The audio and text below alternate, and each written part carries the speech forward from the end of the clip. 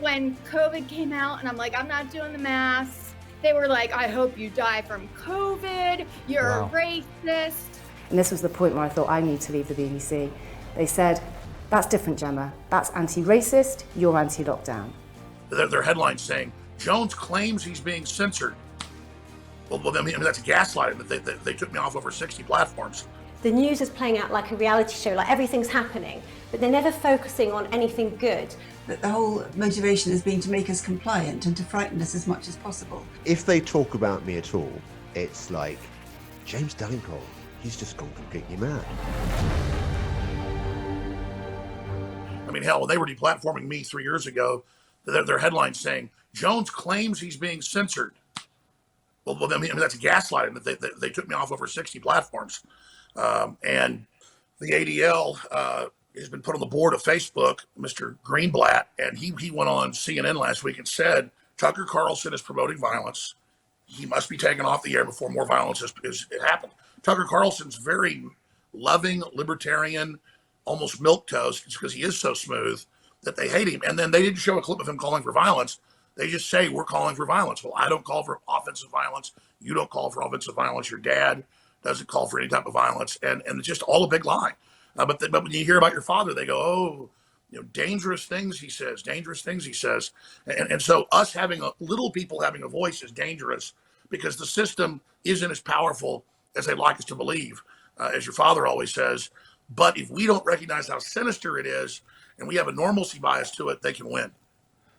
So they hauled me in and said, you've been spotted on these protests. That's breach of guidelines. And I said, well, hang on a minute. Several members of our newsroom went to Black Lives Matter. And one of my managers said to me, and this was the point where I thought I need to leave the BBC, they said, that's different, Jemma. That's anti-racist, you're anti-lockdown. I thought, well, a protest is a protest. Exactly. Yeah. And it was at that point I thought, I'm on a really sticky wicket here because they obviously aren't seeing it like I'm seeing it. No. We're not hearing any voices outside of the narrative. And as soon as I go and try and find them, I'm getting hauled in and investigated. And then the BBC wanted to ask me a range of questions like, who are your friends outside of work? Do you share the views of these protests? Which, in a way, I kind of understand. But I also think, hang on, how into my private life? Exactly, you need some privacy. I need some privacy. I need my own thoughts. I need my own friends. And at that point, I decided to leave the BBC. And I was working my notice. And I was quite happy to go quietly because I'd had a conscious awakening. I was finding the mainstream media increasingly difficult place to navigate. And once you have a conscious awakening, it's very difficult to explain that process to someone who hasn't had it. It's a bit like childbirth. But once you have a conscious awakening and you see the world differently, everything changes. Yeah, you can't put the genie back in the bottle. You can't. So I was trying to tread a very mainstream life on the outside, whereas on the inside, I was changing, I was growing, I was developing. My soul, my heart, my consciousness was coming more to the fore, my ego was going down. So the mainstream media is a very difficult place to be if you're a conscious person. Well, we got about 3 emails while we were making it, and basically they were saying to us that it's a done deal. And then all of a sudden, a week before, they all turned on Tegnell, and they announced that they were going to override the Constitution and put restrictions in. So immediately we got an email saying that they weren't going to take the film. And that was the first sort of realization. And then for Amazon Prime to say that it broke standards and regulations on a channel that we should have been able to put it out on easily, just goes to show you that anything lockdowns benefited Amazon probably more than the pharmaceutical companies. I mean, he's becoming a trillionaire off of the fact that people don't do anything anymore. They just sit at home. It's like it's like I'm living in Wall-E, that fucking film where everyone's going to get fat and sit around and do nothing and take pills. And I cannot believe people don't see what's going on. But I mean, that's where I'm at. And that's where I'm going to go with comedy because I feel for my friends. Like, I don't hate these people. They're at all. Like, I hope it goes well. I hope it opens up. I just don't see it happening. I see them crushing this industry. I don't see September opening up. They've already made warnings about the flu and how it's going to be difficult, and it will be difficult because we've all been staying inside. So of course the flu is going to be a difficult season. It's all very well to have some behaviourists, but I think we need some other scientists as well, because all the behaviourists seem to have just that the whole motivation has been to make us compliant and to frighten us as much as possible. It would have been quite good to have some behaviourists who also said, actually, how are you going to unpick everything? How are you going to undo this fear? Once you've scared the bejesus out of everybody, how are you going to roll back on that? Because once you have scared people, it's very, very difficult to unscare them. And I don't think they've thought that one through. So I would like to see some different behaviourists on stage as well as the ones that are there. I think they're too political. I think they're trying to be too political. In your view, what do you feel that the mass protests achieve? I think they'd achieve more if the mainstream media gave them a bit more publicity. Yeah. You can see it on social media, but we don't see it. I've noticed that the BBC and the Sky and ITV and Channel 4, they don't show the protests, do they? Neither have they showed the ones in France. There have been some amazing protests in France, but we haven't seen those over here either, have we? And we're not hearing enough in context from the media. So they're still giving they're not really giving the death figures so much now because they're so low. But even when they do, I'd like to know, so if 19 people died yesterday, how old were they?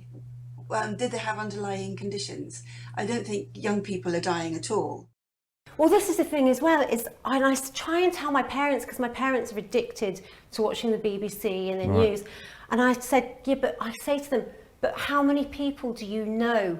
How many people do you know that have got better? How many people do you know that have got ill? Why are you focusing on the negative? And for me, I draw a lot on the experience I had doing a reality show, where the one thing that they would love is for you to split the audience. That was the one thing. It's called splitting the audience. You want people arguing on both sides. Right. And I've noticed that the news does that a lot. It's almost like the news is playing out like a reality show, like everything's happening, but they're never focusing on anything good. No. They're focusing on what's going to cause an argument, what's going to split the audience, what's going to get people to turn off their TVs and carry this debate on at home, fighting with their friends, their family, and causing more drama that are going to make more people tune in tomorrow. Yeah. So that's what I've noticed, and that's why I don't trust the TV. I turn it off and I'm like, okay, what is it that's going on around me? And the one person, the only person I know who's died from COVID was a friend of mine's mother. Sorry, died of COVID. Let's put it in the comments. In the comments is died of COVID is somebody that had already been in hospital for 3 months after having a stroke. Right. So hospital 3 months from having a stroke, then catches COVID in hospital. This whole 3 months she wasn't allowed to see her family, so that already weighs on your immune system and your well-being and your will to live. And she was weak and she got it and she passed away. Now, that's the only person I know. So for me, I'm going to say it was probably the stroke that killed her. Yeah. And everyone else I know that's had it has been fine. So what happens to people if they speak out? Say someone within your industry just says, do you know what? No one's listening to me anymore. I'm not having it. What happens to them? Well, I got death threats. I had people when COVID came out and I'm like, I'm not doing the masks. I'm not doing anything like that. I'm going to, mind my own business. But this is the way that I feel about it. They were like, I hope you die from COVID. You're a racist. When I was speaking out against some of our world leaders, they were calling me an anti-Semite. They were calling me, every name in the book. Wow. Death threats, though. I mean, the anti-Semite thing, that gets thrown around. But of people going, I hope you die. You're never going to make it in the industry. You're just a, nobody actress. And I'm a human being. That's what we all are. We all have a voice. And I'm not even a Republican. Everybody was like, oh, you're QAnon, you're Republican. I said, I've been on the left for a really long time, I feel like I'm in alien nation where nobody understands what's going on and we're just being fed this disinformation by the mainstream media. So to go to a protest like that and see completely normal people like me, I know the mainstream media want to paint it as anti-vaxxers and loonies and whatever they want to do, but mainly for me it's people who have got families, whose children are suffering, who have lost their jobs. There's just really normal people who just want to be heard, want a chance to get their side of what's going on heard. But I know for myself that there have been mainstream channels that I regularly work for, and the way it works now is you don't have long-term contracts. You just get called in to do small things, and suddenly all the things that I had scheduled to do were shelved, and they were. I mean, I have absolutely no doubt they were shelved because of my lockdown stance. And off the record, my manager was told if I just toned down my voice on Twitter, I'd probably get more work.